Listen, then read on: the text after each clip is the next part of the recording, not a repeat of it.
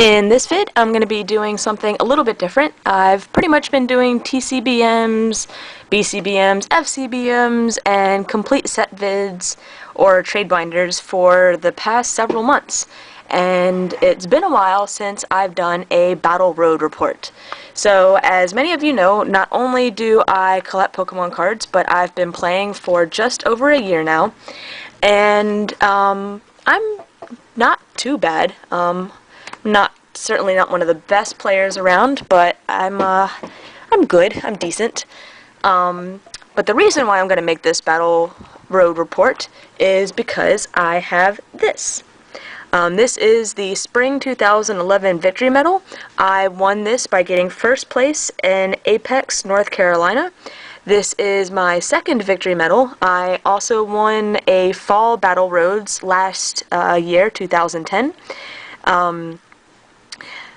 This though, I don't know, I'm a little more proud of this one just because it was a bigger tournament than the one that I won in the fall, and I really think I had some amazing matchups.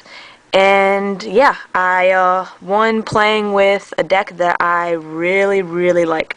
So, I am a pretty good trainer lock player, and for those of you that don't play, trainer lock is basically when you run Vileplume, whose body says that each player can't play any trainer cards from his or her hand. So my goal, and I can't show my entire deck because I broke down kind of the skeleton, so there's lots of spare sleeves, because after I won on Saturday, I thought I'd try Machamp Vileplume, so I transferred a lot of the cards over there just to keep from having to pull them out of binders. So this is Machamp Vileplume, which I haven't won anything with, but I did make top cut and have had another winning record with it, so it's pretty good. And there's a little moth in the background. Huh, I must have let that in when I came inside. Yeah, so yeah, I'll just kind of, for those of you that, VileGar is a pretty popular deck, so probably every player out there knows what it does. But for the people that just collect or, don't have a way to play, I'll kind of go through what it does. I hope to get a Spiritomb start, whose Pokebody says no one can play trainers from their hand. And Darkness Grace, essential attack, which allows me to evolve one of my bench Pokemon as his attack. So I hope to start off with this and use Darkness Grace to get a Vileplume on the field. Once Vileplume is up, Spiritomb only works if he's in the active position. Vileplume works if he's benched. So I hope to get one of these guys up really quick. I also am hoping to use Darkness Grace to get up a Gengar. My deck, I'm actually only running the Stormfront Gengars. I ran 3 of them with the level X. And essentially what Stormfront Gengar does is Poltergeist, which does 30 times the number of trainers, supporters, and stadiums in your hand. So I use Vileplume to lock up your trainers in your hand, and then I use them against you with Poltergeist. Shadow Room is also a really good attack, lets me snipe on the bench, and do damage and place damage counters if there's a problem with me actually hitting you for damage, so that's also really good.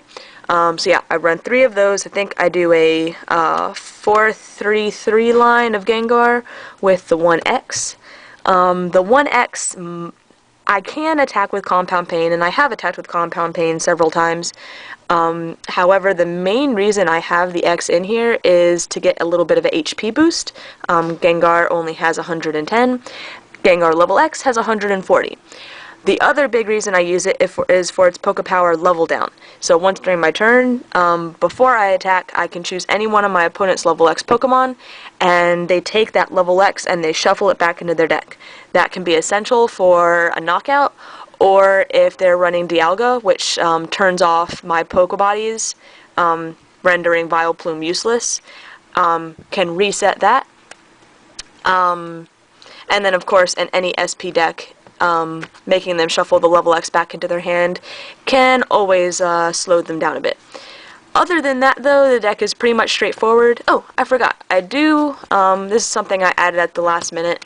I actually had some friends that were playing VileGar and had this in there, and I kind of avoided it for a while just because the list was so tight.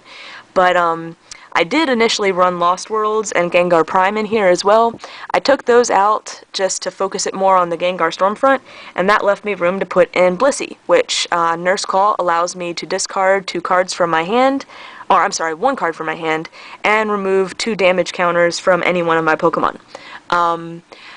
Honestly, in the tournament, I didn't need to use Nurse Call just to heal damage off. I was pretty good on, not about to be knocked out by something that would shut off my feigning spell. Oh, I didn't mention feigning spell.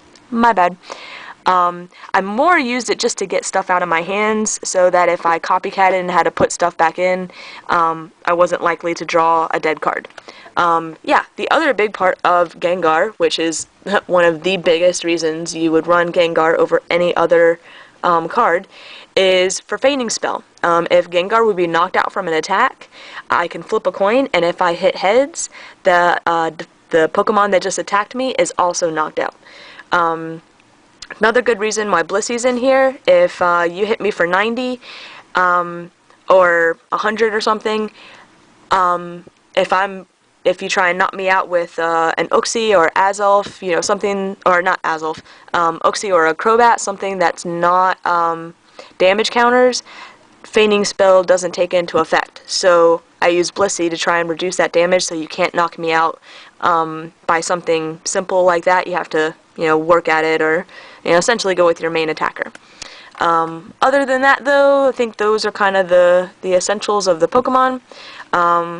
Uxies and Azulfs, everyone knows those. Time Walk to look at my prizes and get a Pokemon if I would like. And Uxies to set up to draw until I have 7 in my hand. Yeah, let's see. Other than that, I choose the Haunter from Triumphant. Mainly because it doesn't have a Pokebody, so I don't have to worry about Umbreons and stuff like that. I use the Pitch Dark Ghastly, which says that if I use Pitch Dark, opponent can't play any trainer cards from his or her hand. That's good if I don't get the Spiritomb start.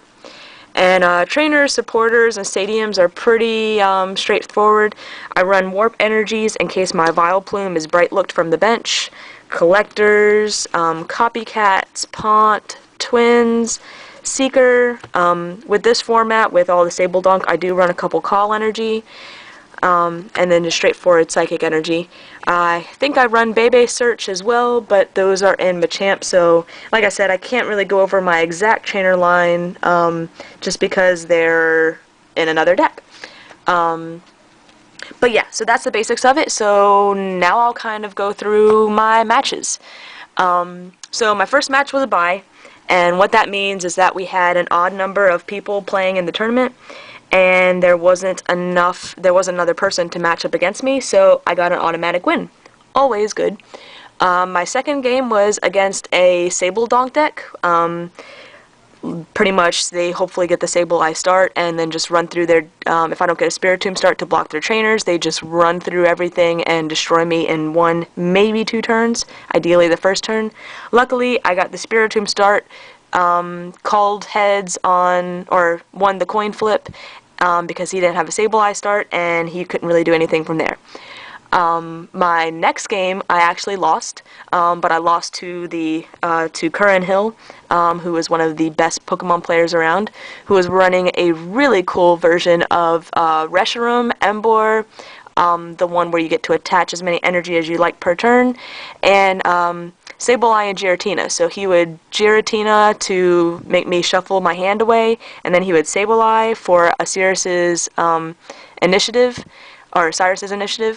and reduce my hand even more. So pretty much just really slowing me down until he could get set up, and it came really close. It actually went to sudden death, my first ever sudden death match. But VileGar just does not do well in sudden death. Typically it's behind on prizes until late game, so yeah, that didn't work out well in my favor. My fourth round was against a Cinccino Zoroark deck.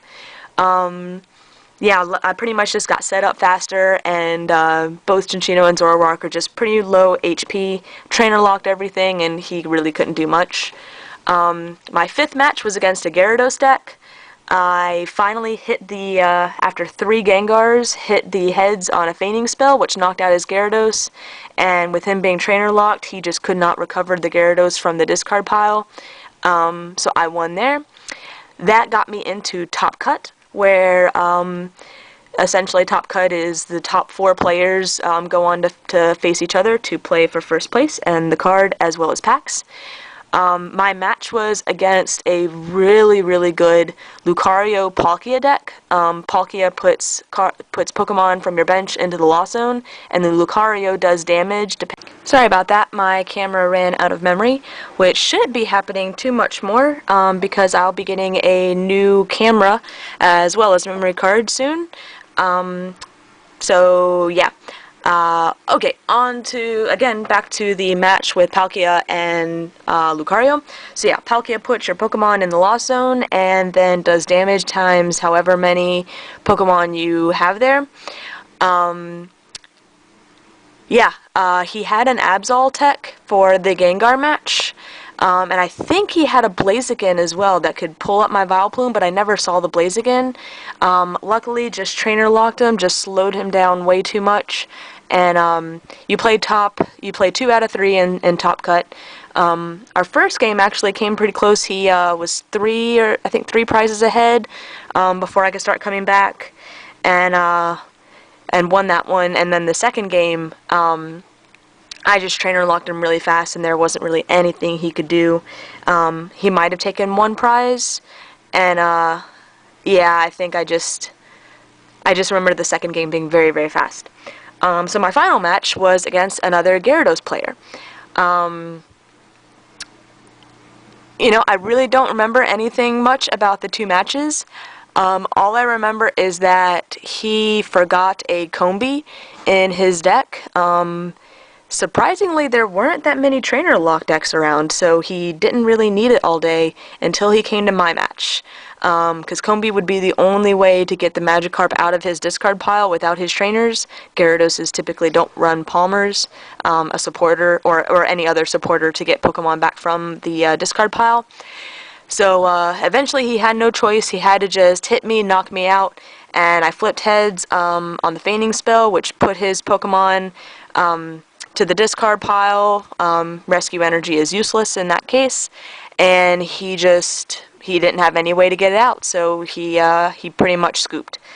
So yeah, it was still well played, both games in that Top Cut. Well, actually all 4 games played in that Top Cut. VileGar just really worked out well for me, and yeah, so got this beautiful victory medal. And like I said, right now I'm trying out Machamp with Vileplume. Since I've got my medal, my rating isn't really high enough to really go for points, so I'm just kind of having fun. And yeah, hopefully we'll be getting a rotation soon. They should be announcing it any day now. And yeah, post-rotation, we'll be seeing quite a few more crazy decks, and I'll be going to Nationals, so yeah, I'll try and I should start to make videos as far as battle roads and other reports right after I do them. So I've gone to other battle roads, but haven't, won another medal. So I might go over them as well. I think I'll definitely do about what should I say? A video about my experience at Nationals, since that's a pretty big event. But other than that, yeah, we'll see. Since I'm almost done with my collection, I'll need some stuff to make videos about. So might as well focus it on playing the game. So thanks everyone for watching. If you kind of put up with all my rambling, and hope you enjoyed it. And I guess let me know if you want to see more battle vids. Actually, you definitely need to go check out Pokemon Team Overload. It's a bunch of friends of mine that put up videos of their playtesting sessions. So they're fun to watch, whether you play or collect or do whatever. But yeah, they're a really awesome group of guys, and definitely go check them out. Who knows, I might even be in one of them one day. So yeah, go check them out and let me know if you'd like to keep seeing reports like this.